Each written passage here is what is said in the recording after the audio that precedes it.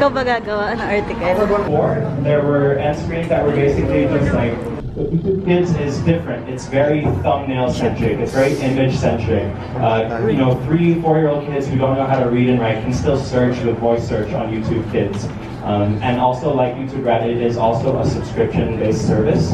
But if you're a parent who has a little kid and you need to, you know, babysit them for an hour, you can set the timer on the YouTube Kids app for an hour, give it to your kid, and not worry about what that kid's gonna view on YouTube.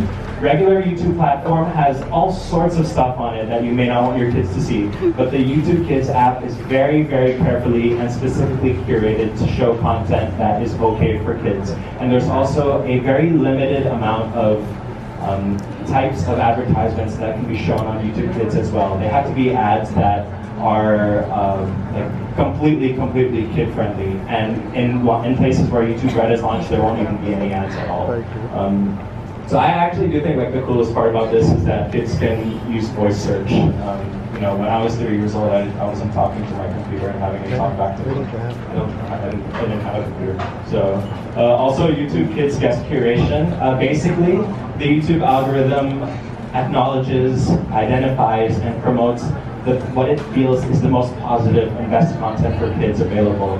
And some of the things that go into what gets featured via this internal tool are, you know, the diversity of the content curators, how inspiring these content curators and creators are, and then overall watch time and expertise. So basically, YouTube Kids is there to show your kids like the best content that we have available. And it just, again, is another way that YouTube is taking into account the user experience at its core. Additionally, there are some videos, some content, some channels that are specific to YouTube Kids. And for those people who do upload content that purely lives within YouTube Kids, you can use deep links, which basically allows people to still go into the YouTube Kids app and view those videos, even if they themselves don't have YouTube Kids. But it's a special process that you have to go through and you have to apply. So what are you doing here that's really, really exciting and novel? Next, let's talk about the banner, name, and icon. And by that, I'm talking about this right here is the channel icon. This long thing is the banner, and then obviously your channel name. The three put together I guess, they act as the cover of your book, if you will. And the three of them together should tell us, then perhaps your channel banner shouldn't be a picture of a PlayStation, you know? It should be something that makes sense and is representative of your content. So that's the goal of the channel mission, and of the channel banner. And other things to take into account are your channel banner and art should be visible and accessible and, you know, understandable across all devices. So your banner is going to get slightly shrunken down when viewing it from a mobile phone, so think about that and take that into account. Also, you want to have like really eye-catching and high-res pictures that are clear and pretty to look at. Channel trailers are a great way to give people a taste of what your channel is all about. And in these channel trailers, you should tell people who you are, what your channel is about, and why they should subscribe. If you can do that in 30 seconds, then you're well on your way. If you don't have a channel trailer, then at least put a welcome video that you want people to see. If you have like one cover on your channel that has had a massive amount of views, or if you have one video that you really want to be known for, make that the first thing they see when they go to your homepage. Anything that you can do to guide the viewer experience is going to help you. Channel sections do the same thing. And by sections, I mean those rows under that welcome video. And you should be ordering those sections by order of what type of content you want people to be seeing the most. If you are someone who uploads vlogs, makeup tutorials, and covers, for example, think about what you want to be most known for. Make that the first section, then the second one, and the third one. It's just another way to guide the viewer experience, and also it adds credibility to your channel. When someone goes to your channel for the first time and they see that you've laid everything out in this section, the type of content you're uploading. Right now, let's talk about metadata. And metadata is basically all the information that you can provide about the video that's outside the video. And by that I mean the thumbnails, the titles, the descriptions, and the tags. So at the top, we have an example of 5 choices for a thumbnail for a channel called Vsauce. And this is for a video called How Much Does a Shadow way. And you can see the first 4 options there are outlined in red, and then the last one is outlined in green. And the green one is the best choice for multiple reasons. So the very first option here, so remember the title of the video is how much does a shadow weigh? That thumbnail option isn't really clear as to what he's pondering. The second one, the aerial shot of the city, has nothing to do with the video. The bottom left, there's terrible contrast, so it's like, what is he even looking at? And then the one next to it is blurry. The 5th option is your best choice. It's high res, it's representative of the content, it's intriguing, and it's the type of thumbnail that really complements the title. Then let's go to the bottom 2 examples for titles of a video. There's 2 ways you can think about titling your video. One is to choose an intriguing phrase that you think people would really like to click on, and that's the bottom option. Could Kool-Aid Man break through a wall? So basically, if you've ever seen any Kool-Aid commercials, it's always the same setup. There's a bunch of kids sitting in a room, hanging out, drinking Kool-Aid, and then out of nowhere, the Kool-Aid Man like literally breaks through the wall and says, "What's up?" So this video talks about like, could the Kool-Aid Man actually break through the wall? And that does really well because it's representative and it's intriguing. The second way to think about titles is to break it up into search keywords, and that's what we've done on the top option for this Megan Trainor video. So the title is "Running Characters should be fully optimized," and this video does a great job of it. First, it gives 2 sentences that complement the video title and give a little bit more context. It says, what's all about that base all about? Watch and find out. So if you're sifting through the search results, you'll still be able to see that, and it's another way that it's trying to entice you to watch the video. The second line says, subscribe to Barely Political, and that's a great thing to do as well. If you're trying to gain more subscribers, you should take every opportunity you can to call out to them and ask them to subscribe. And then the last part links people to the playlist where they can see other videos within this Speed of Awesome playlist. So that's really good. But if you look below that, there's just a whole bunch of random search words that have nothing to do with the video. And that's actually a violation of our metadata spam policy. Below the show more button, you should be providing a lot more context for the video. Perhaps you're going to link them to your other websites. If you're covering a song, you can put the lyrics of a song. If you're doing a tutorial, like on guitar, for example, you can put the chords or the tabs. Basically, use that to input any other relevant information you'd like, either about the video or your channel. But for search keywords, you should be putting them into the tags. And the way to think about tags is basically make sure that the search keyword you input in tags makes sense in and of itself. So I'm trying to think of an example, but I guess like 2009 and NBA season makes sense as, it makes sense as individual tags that you can include. Those are specific things that people would search for and type in. But random one like 2009 basketball isn't necessarily as specific or makes as much sense. So if you can think about what would a user search on YouTube that could lead them to my video, whatever that is, however many phrases you can come up with that, like put those into the tags.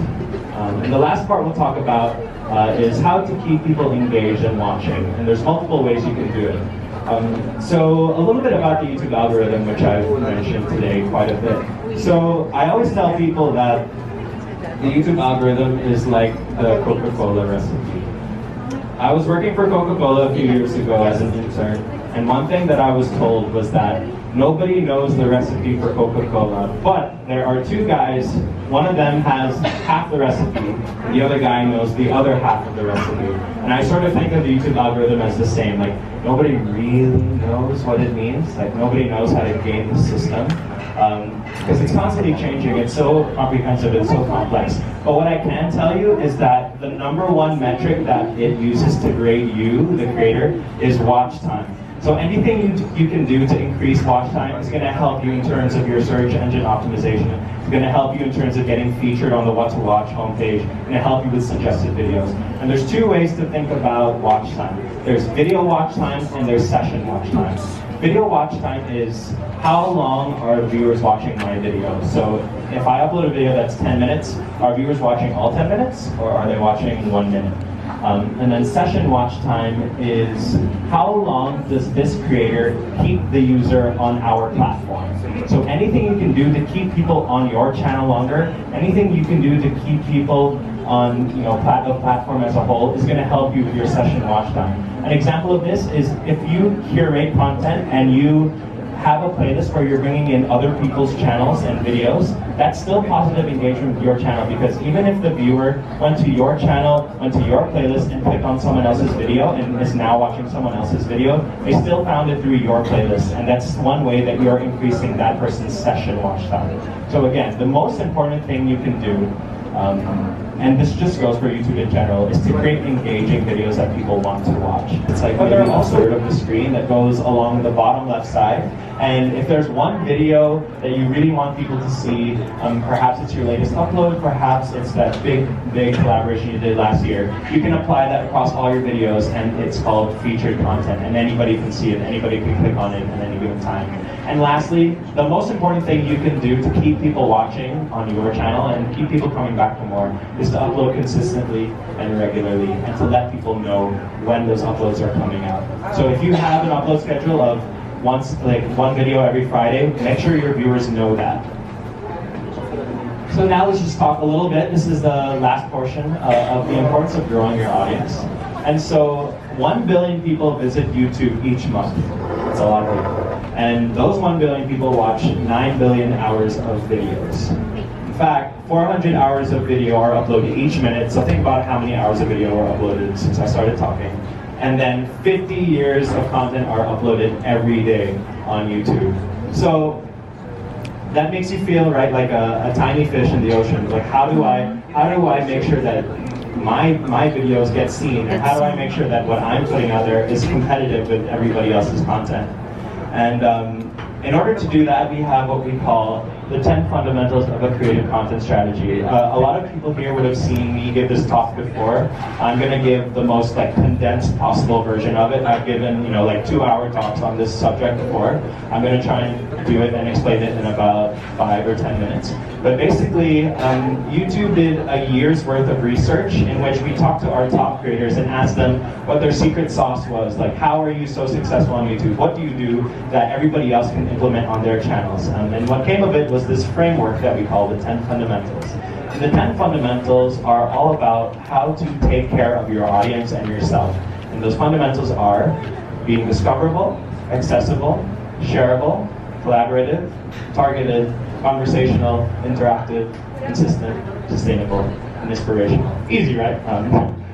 This is not a checklist, but rather, the more of these things that you can incorporate into your videos, the more of these things you can work on, the more likely it is your fans will find your videos, and the more likely it is you'll have success on the platform. So discoverability really boils down to two things. It boils down to your metadata, which we talked about earlier, and also what type of content are you uploading. So if your metadata is fully optimized, you have all green topics.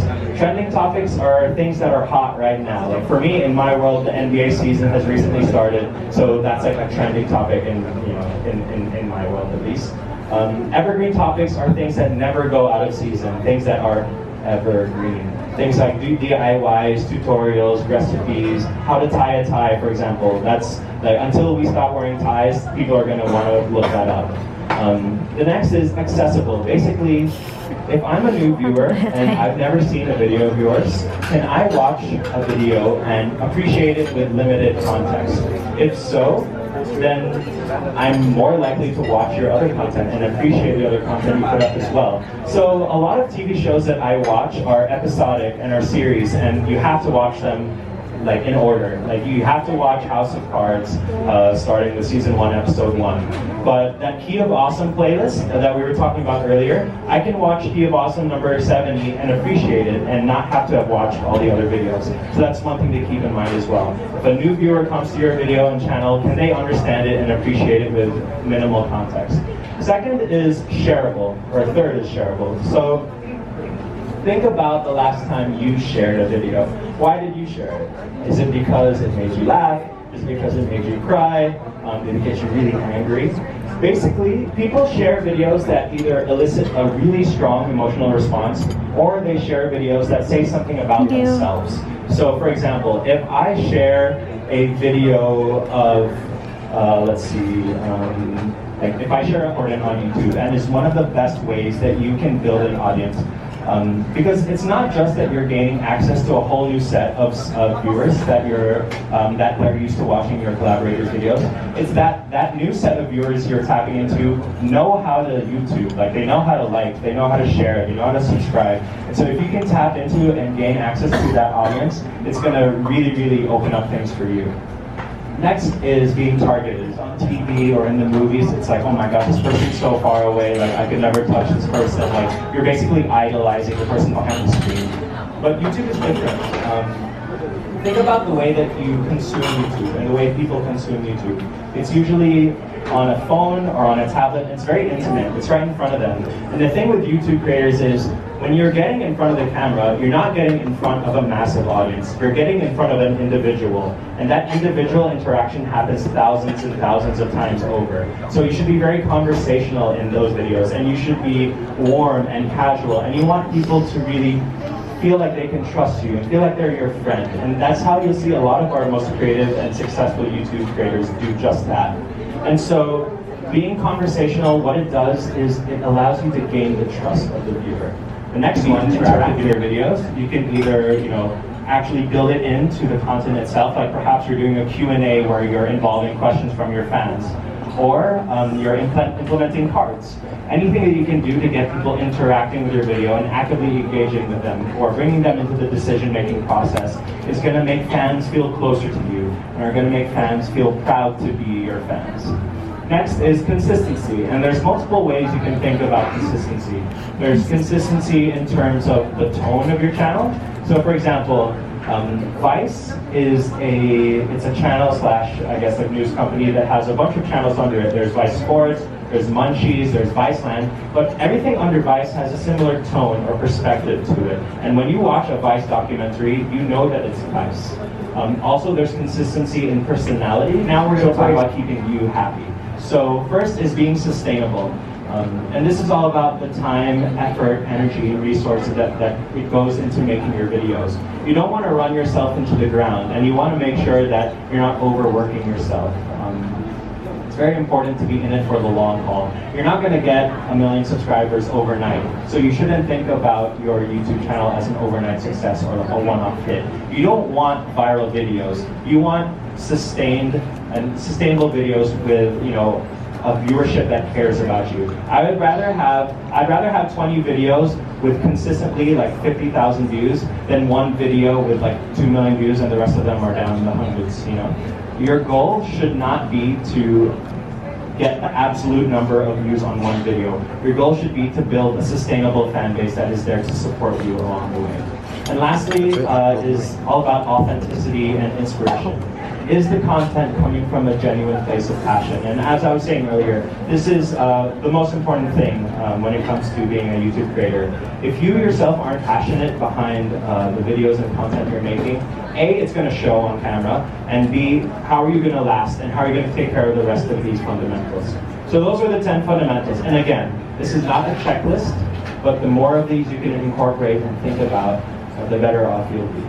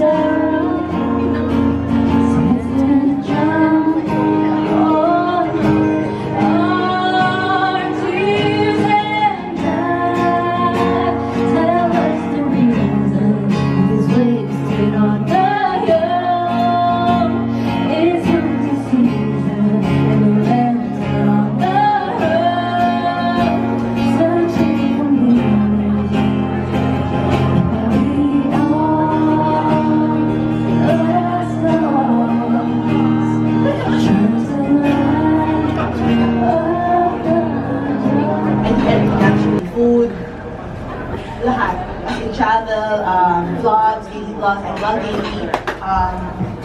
Ano ba? Hindi na nahihirapan na tao. How many subs? I actually forgot that. 120 something. Yeah. She got her silver play button earlier. And you worked with Suzanne, right? Yeah, Suzanne. As part of the account management program. Yeah. How was your experience with that? Oh, I love her. Did she help you? Yeah, a lot. So there's some worth to the account management program, right? It helps. It helps the YouTube creators, right? Yeah. Okay. Cool. So I prepared some questions for Say today, and at the end of the creators that you follow. I remember Blair Fowler. Who knows Blair Fowler? Diba? Girl, super tanda mo. Tsaka si Elle. Sister ni Blair. Oh. Cool. Thank you. How has your content evolved over time? So you said you started with your blog, and then you started with makeup tutorials on your channel. How has your content changed? And have you kept some elements the same throughout? So can you talk about your content? Okay, so I started with makeup tutorials, only makeup tutorials, and then I ventured into makeup reviews. And then when I met Judy and Benji, who knows Judy and Benji? Good night. Diba? I met them, and then they inspired me to vlog. Okay, so I vlog daily, so I upload daily. And then for the makeup tutorials, I think siguro mga twice a week. Pero I do other stuff like Ask Say videos, hauls, like where I shop for. In the Philippines is Bongga. That's my favorite word. It's really bongga. Is there something you really like about the creator community here in the Philippines? Are there other creators that you are close to, that you've collaborated with? Yeah, I love creators. I'm actually super happy na ang daming unfamiliar faces dito. So lahat mo mga close mo, diba? So, of course, my wifey, si Jess. Sila Anto, sila mga friends ko yung girl. So, wala, super fun. Kasi akala ko, ano lang kami, like, beauty community lang. But, oh my gosh, look at that. Ang dami natin. It's so fun. Thank you. So earlier this year, I was looking in her analytics, and she really picked up in her watch time around the middle of this year. And I was looking at the other day when I checked the stats, she was growing at 200%. So what are the specific things that you did this year that you think the other creators here as well could implement on their own channels? Like, are there tips you did? Is there any changes you made in how you upload? What do you think caused you to grow so rapidly this year? I think the number one thing that I kept doing 6 years ago hanggang ngayon, consistency talaga. I upload every day. If not every day, every other. Basta upload every day talaga, so every day. And then the other thing is, Susan told me to try using the annotations at the very end of the video, so that people will watch another video of yours. So parang babalik sa channel. So super helpful na I think. And yun talaga, consistency talaga.